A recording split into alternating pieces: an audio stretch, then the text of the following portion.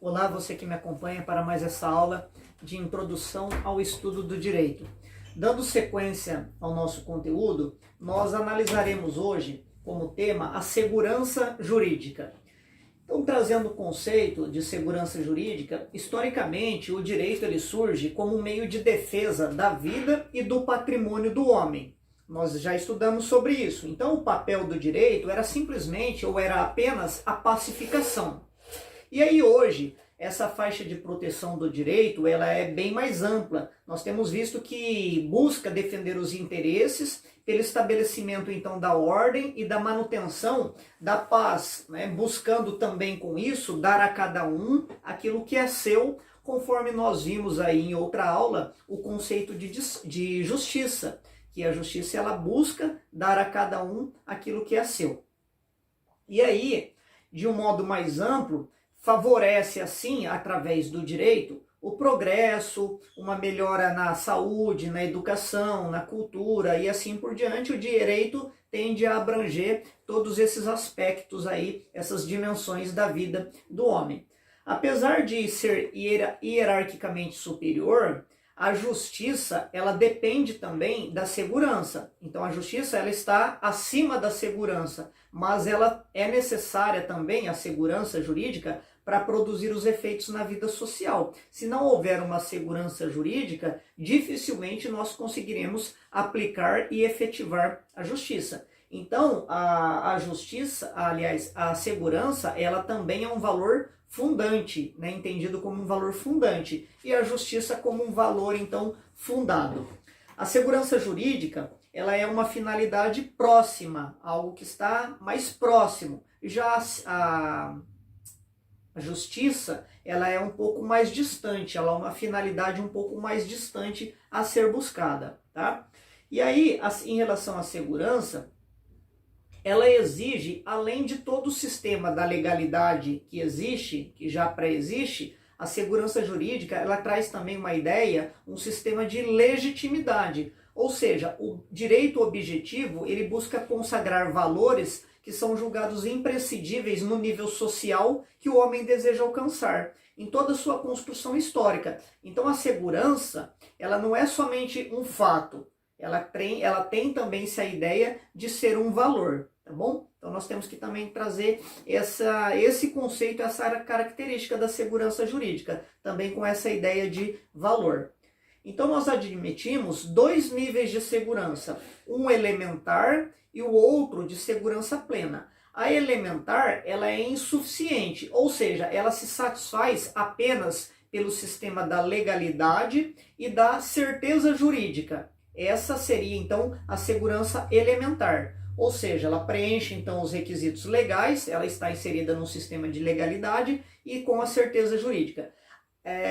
A segurança plena, ela requer outros predicados, ela busca então alguns outros princípios, chamados de princípios fundamentais. Então esses princípios fundamentais é o que dão então uma segurança jurídica plena, tá bom? Chamado de então segurança jurídica plena, é aquela que preenche alguns princípios denominados de princípios fundamentais. Então esses princípios gerais referentes à segurança são, primeiro, os princípios relativos à organização do Estado, o segundo, os princípios de direito estabelecido e o terceiro, princípios de direito aplicado. Então veremos aí na sequência cada um deles.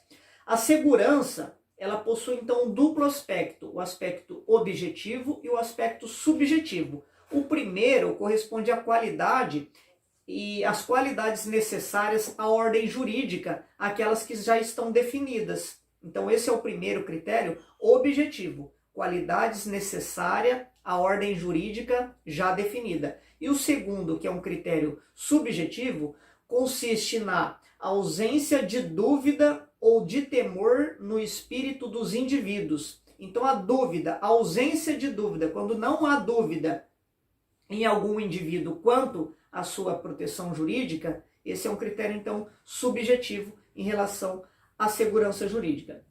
Aí nós temos uma necessidade hoje, né, diante da evolução do direito, o homem tem essa necessidade de uma segurança jurídica. Eu não posso saber se o direito vai me proteger em alguma determinada situação e eu preciso saber se o direito me protegendo, alcançando, se aquilo realmente vai ter efetividade, se vai se perdurar aquela determinada norma no decorrer do tempo e assim por diante. Então o homem, ele necessita, nesse aspecto, ele necessita da natureza que nós estamos envoltos aí para a sobrevivência, assim como precisamos, também vimos isso nas nossas primeiras aulas, precisamos do meio social para o desenvolvimento, para o nosso desenvolvimento. Então, segurança é uma aspiração que todos nós desejamos, nós buscamos isso constantemente, a questão da segurança. Embora seja um desejo natural, todos nós também temos, consequentemente, talvez por estarmos inseridos no meio social, um desejo em lançar-se também ao perigo e adaptar-se em alguns momentos de risco e assim por diante. Quando lutamos pela sobrevivência, quando buscamos alguns valores, defendemos alguns valores ideológicos, almejamos a justiça em alguma determinada causa e assim por diante. Então nós temos essa necessidade natural de segurança, porém, na sociedade em que convivemos, nós corremos no dia a dia os riscos inerentes a estarmos aí no meio social. No plano jurídico já é um pouco diferente. Essa segurança, ela corresponde a uma necessidade mais urgente no que diz respeito à ordem, consequentemente à ordem jurídica. Então, como nós poderíamos chegar a uma justiça se não houvesse um Estado previamente organizado, definido? Não é verdade? Não teria como eu buscar uma segurança se as coisas fossem tudo numa desordem. Não era possível. Existe um dito popular que diz: prefiro a injustiça à desordem. Lógico que isso é possível analisar de vários aspectos, de vários conceitos, de várias formas, mas existe esse dito popular: prefiro a injustiça à desordem. É preferível então um Estado organizado do que uma justiça, às vezes, que não se efetive, que não se concretize. Então, os novos critérios adotados hoje, atualmente, para estudo e aplicação do direito, eles são hoje codificados, chamados de codicismo. E aí, isso se limita a uma interpretação do texto legislativo, ou seja, aquilo que está definido, estabelecido em leis. Então, fica vedado dessa forma o uso, ou ficaria, aliás, há tempos atrás, vedado o recurso de qualquer outra fonte ou princípio. Antigamente só eram aplicados, principalmente na ideia positivista, somente aquilo que estava estabelecido em lei, somente o que estava posto em regra, em algum ordenamento jurídico. O positivismo, então, ele teve em Hans Kelsen a sua mais alta expressão e exalta daí assim o valor de segurança. Por quê? Porque aquilo que estava previsto em lei era o que dava uma segurança, aquilo que estava lá estabelecido é o que realmente seria efetivado. Isso dava uma certa segurança jurídica. Já o justnaturalismo, ele não se revela tão inflexível quanto esse valor, mas ele acha comprometido com outros ideais também, que seriam a justiça, aspirações dos direitos humanos, então outros valores que acabam sendo critérios um pouco subjetivos.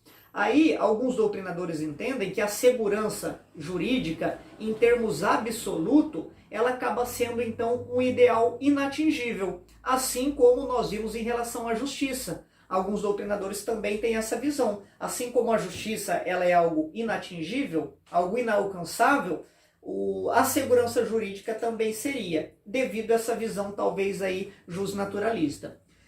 Existe um doutrinador, Camus, que diz: entre justiça e segurança existe uma compenetração mútua, ou seja, um relacionamento de ambos, sendo absoluta necessidade a coexistência de ambas para o desenvolvimento ordenado de uma sociedade. Então, alguns entendem que não seria possível aplicar a justiça sem haver uma segurança jurídica e não haveria possibilidade de haver segurança jurídica se não fosse visando, buscando alcançar a justiça. O conflito entre a segurança e a justiça, ela é comum na vida do direito e quando ocorre, geralmente geralmente seria mais adequado que prevalecesse a segurança jurídica, mais ainda do que a justiça. Apesar de termos estudado o quão importante, o quão é razoável, o quão é necessário a busca pela justiça, os doutrinadores, os operadores do direito entendem que deve-se prevalecer a segurança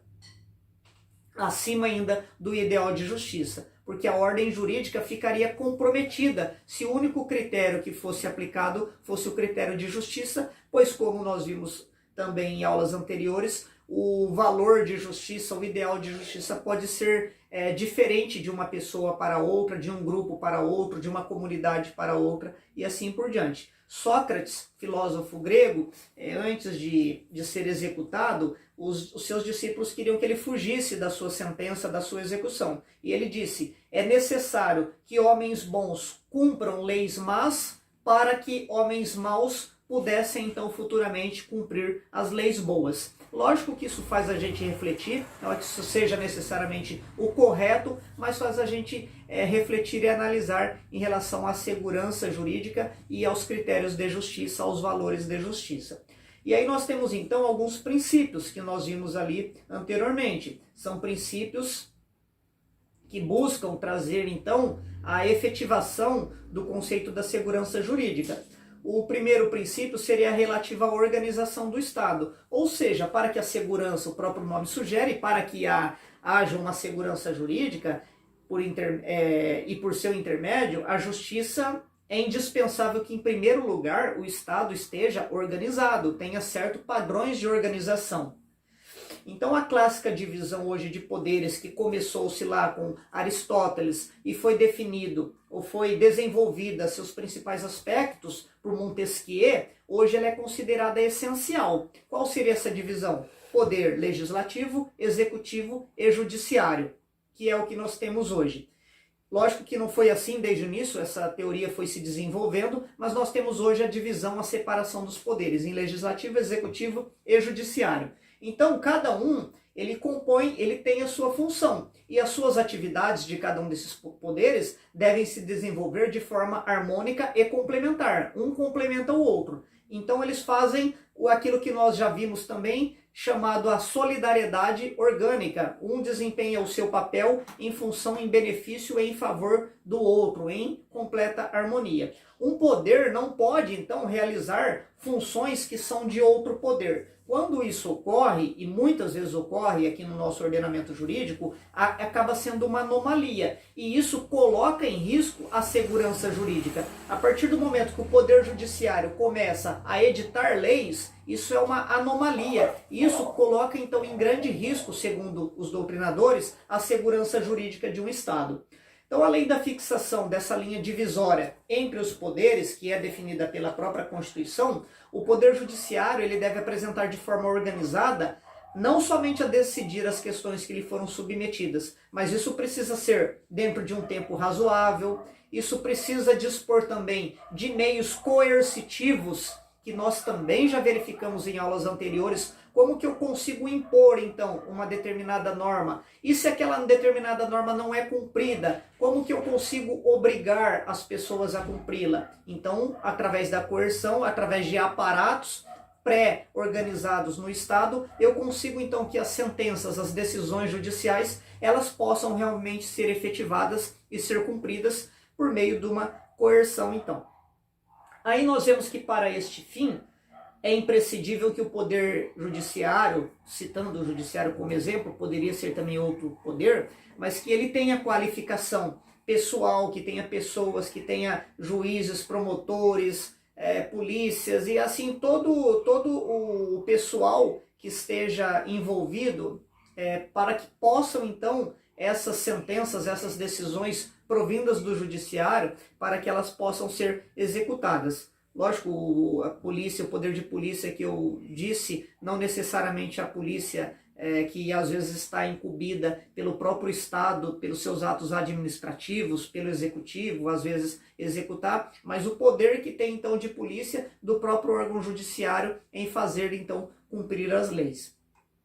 Então, se o aparelho judiciário, tendo como, continuando o nosso exemplo, não está preparado, o direito objetivo a esse valor de justiça que nós almejamos, que nós buscamos, fica quase impossível a gente conseguir alcançar então esse objetivo. E aí se frustram então o desejo da sociedade na busca de uma segurança jurídica e consequentemente da justiça, que acaba sendo um conceito aí mais amplo, mais aberto. Então esse seria o primeiro princípio fácil relativo à organização do Estado. Para que eu tenha segurança jurídica, então, eu preciso de um Estado organizado. O segundo princípio, do direito estabelecido. E aí nós temos alguns princípios aí dentro, subdivididos, em relação a esse princípio do direito estabelecido. Esse princípio do direito estabelecido se refere à forma estática do direito, a sua maneira de como se apresenta aos seus destinatários. E aí nós temos, em relação ao direito estabelecido, a positividade do direito, a segurança da orientação, a irretroatividade da lei e a estabilidade do direito. Então vamos analisar cada um deles. Em relação à positividade do direito, a positividade é o caminho, na verdade, para a segurança jurídica, o direito positivo. Então ele se constrói a partir da existência do direito objetivado através de normas indicadoras dos direitos e dos deveres das pessoas. A positividade, ela pode se manifestar por meio de códigos e também através de costumes, que alguns países adotam com maior destaque, com maior frequência, que é utilizado em algumas constituições. Então, o importante é que essas orientações, essas normas, que sejam elas codificadas ou não, elas possam ser efetivamente de conduta social que implique uma relação direta com aquilo que é a preocupação essencial do direito. Platão chegou a imaginar, ele criou um ideal, um imaginário de um Estado sem lei, onde os juízes eles julgariam simplesmente baseado nos valores de justiça. Então não haveria lei, algum código específico. Os juízes simplesmente, baseado em critérios de justiça, iriam dar uma determinada sentença, sempre fundamentado na justiça. Posteriormente, o próprio Platão, ele verificou que não seria adequado, que o Estado sem lei, apesar de, segundo ele, ser o mais ainda adequado, mas não seria viável. E aí ele apresenta então uma ideia de Estado legal. Porém, essa ideia de Estado legal surgiu também uma corrente. Essa ideia de Estado legal seria que precisaria-se de um código, para que fosse aplicado, então, determinadas regras, para que fosse imposta aos cidadãos de determinada sociedade. Porém, ele dizia que isso precisaria de muito critério por parte dos juízes.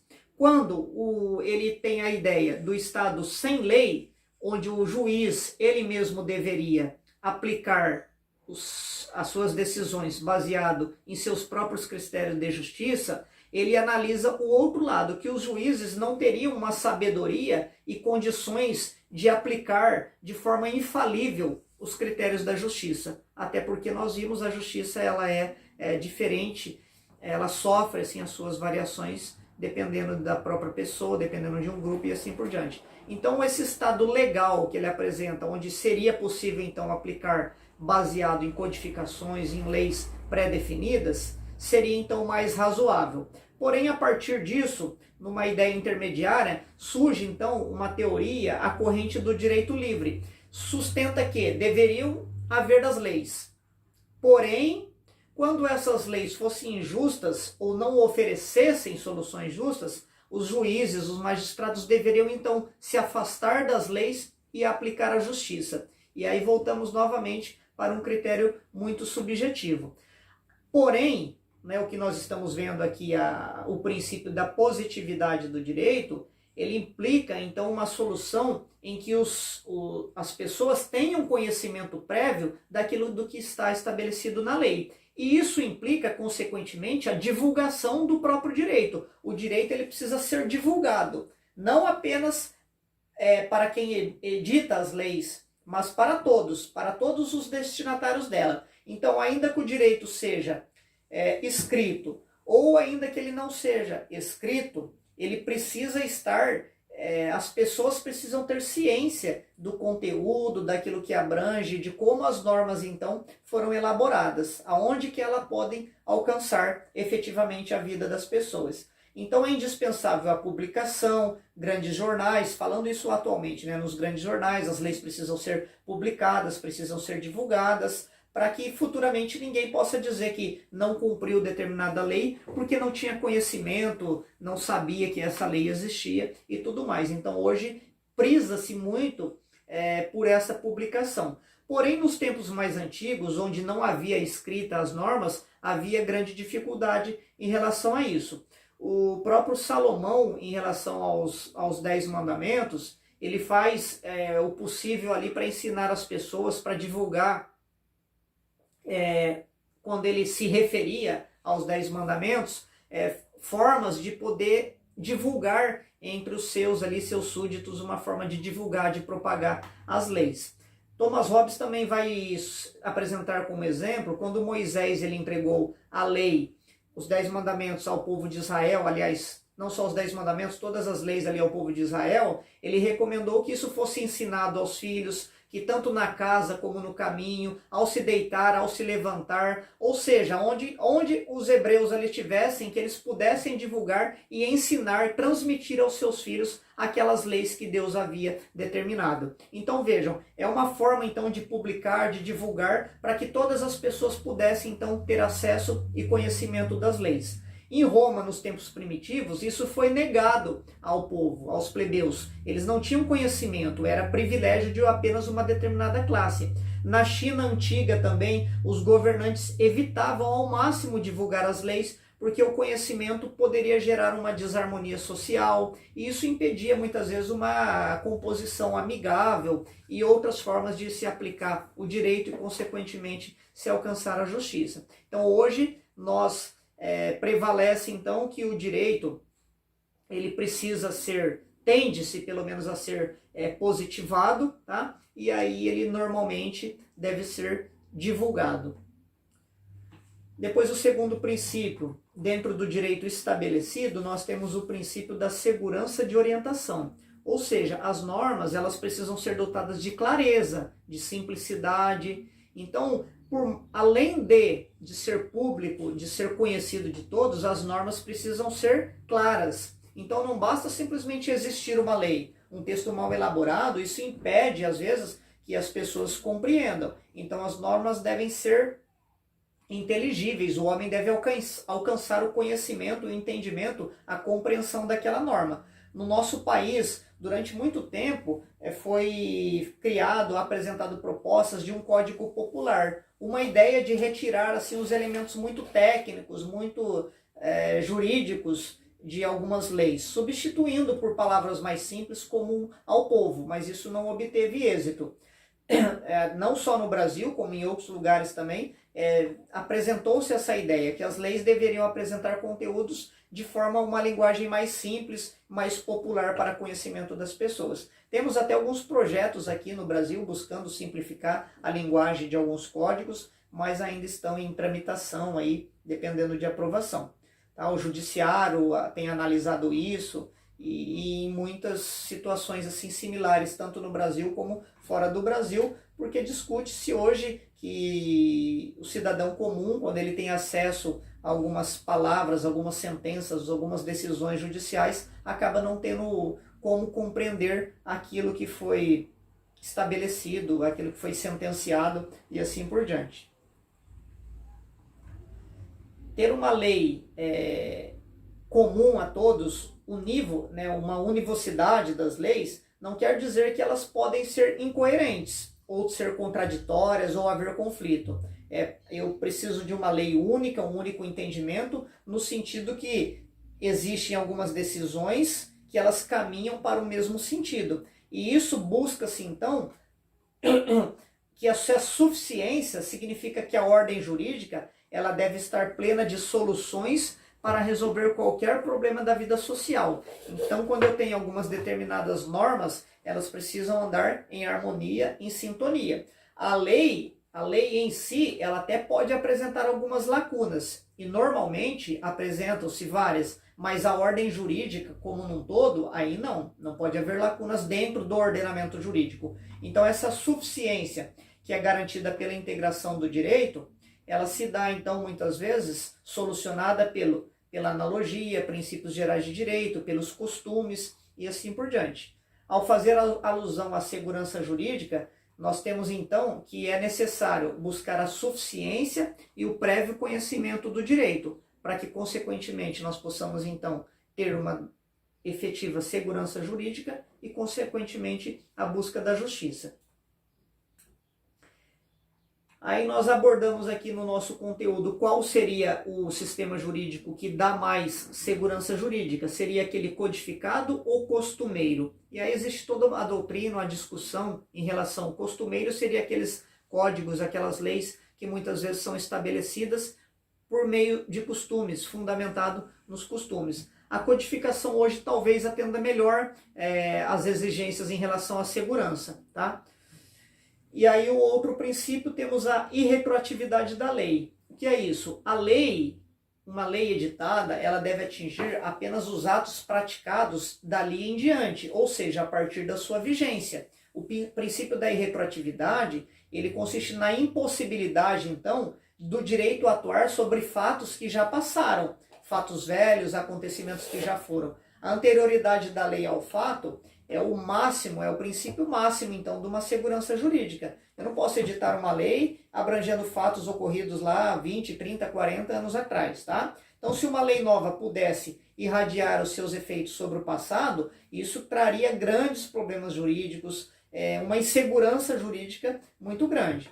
O direito brasileiro, em concordância com o direito comparado, ele até admite a retroatividade da lei, mas em algumas hipóteses peculiares, principalmente não atingindo daí o direito adquirido, o ato jurídico perfeito e a coisa julgada, tá? Nós estudaremos isso adiante, o que vem a ser aí o direito adquirido, o ato jurídico perfeito, a coisa julgada e quais as possibilidades então da lei retroagir.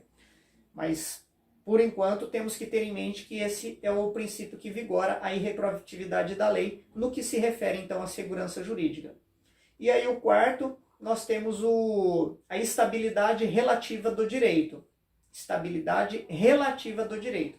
Ou seja, o legislador, ele possui a arte de harmonizar. Ele busca, então, harmonizar as duas forças do ordenamento jurídico.